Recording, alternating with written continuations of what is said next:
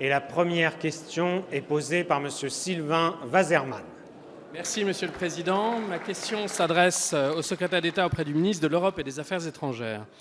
Monsieur le ministre, hier, le président de la République et la chancelière allemande se sont réunis pour un nouveau sommet franco-allemand à 10 jours d'un Conseil européen déterminant pour l'avenir de l'Europe. Déterminant parce qu'en cette période troublée par des tensions multiples, l'Europe doit faire la preuve qu'elle sait se réinventer et innover. Le couple franco-allemand peut et doit avoir un rôle d'impulsion déterminant, en particulier dans 2 domaines. En premier lieu, le défi majeur que représente la crise migratoire.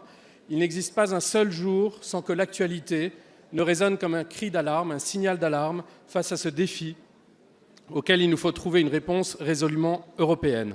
En cette journée mondiale pour les réfugiés et à un moment où ce sujet fait l'actualité en Allemagne, avec des ultimatums au sein même de la coalition de la chancelière, il semble qu'une impulsion nouvelle ait été décidée hier. En second lieu, sur l'avenir de la zone euro, il semble qu'un pas historique ait été franchi avec pour la première fois une annonce commune sur un budget de la zone euro.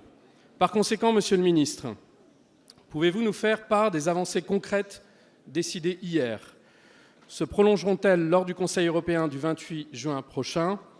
Et enfin, en tant que député de Strasbourg, permettez-moi de vous demander de me confirmer que le siège du Parlement européen à Strasbourg ne fait bien sûr l'objet d'aucune négociation. Je vous remercie, Monsieur le Ministre. Merci, Monsieur le député. La parole est à Monsieur Jean-Baptiste Lemoyne, secrétaire d'État auprès du ministre de l'Europe et des Affaires étrangères. Merci beaucoup, Monsieur le Président, Mesdames et Messieurs les députés, Monsieur le Président Waserman. Vous avez raison, hier était une journée très importante.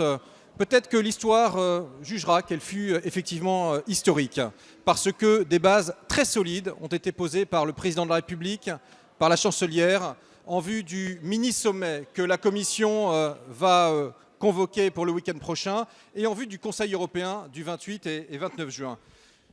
Et oui, nous savons, Paul Valéry le disait, les civilisations sont mortelles, donc rien de ce qui existe, de ce qui a été bâti, n'est définitif s'il n'y a pas une volonté renouvelée, exprimée chaque jour par les peuples et les dirigeants européens. Et donc aujourd'hui, cette volonté, elle s'est manifestée à travers une triple réponse.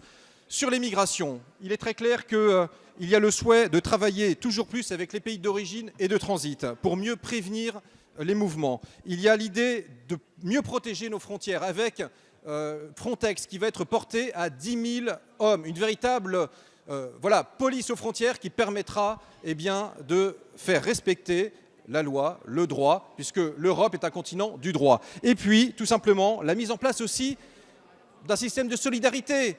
Plus de souveraineté, plus d'unité, plus de solidarité. Voilà ce qui est au cœur de la démarche également en matière économique. Et après le travail acharné des ministres des Finances auquel a participé Bruno Le Maire, le président, la chancelière ont pu acter justement une nouvelle étape pour la zone euro avec une convergence, avec un vrai budget qui effectivement va se mettre en place à partir de 2021. Tout cela, du consensus est en train de se créer. C'est très important pour l'avenir. Et naturellement, sur Strasbourg, la France est ferme. Cela ne se négocie pas. L'Europe, elle n'est pas une capitale fédérale. Elle est polycentrée. Et Strasbourg, symbole de réconciliation, doit demeurer la capitale parlementaire qu'elle est. Merci, Monsieur le ministre. Avant de passer à la question suivante, je suis heureux de saluer la présence en tribune des élèves de la classe de CM2 de l'école élémentaire Jean-Baptiste Colbert de Maisons-Laffitte et leur professeure Madame Baudon. Cette classe est lauréate de la 22e édition du Parlement des enfants avec une proposition de loi visant à lutter contre la pollution lumineuse dans les villes et à protéger la biodiversité.